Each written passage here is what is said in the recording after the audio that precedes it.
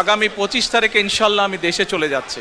প্রায় 18 বছর যুক্তরাজ্যের লন্ডনে নির্বাসিত থাকার পর 25 ডিসেম্বর ঢাকায় ফিরছেন বিএনপির ভারপ্রাপ্ত চেয়ারম্যান তারেক রহমান। বিএনপির ভারপ্রাপ্ত চেয়ারম্যান তারেক রহমানের প্রত্যাবর্তন উপলক্ষে অভ্যর্থনা কমিটি করেছে বিএনপি।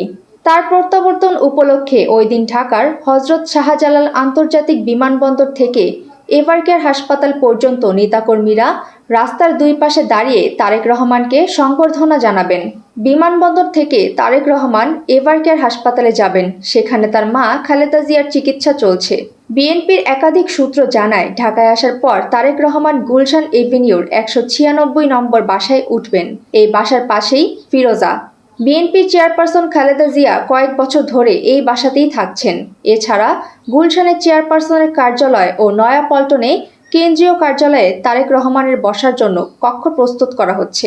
সুমাইয়া ফারাজি, দৈনিক আর নিউজ।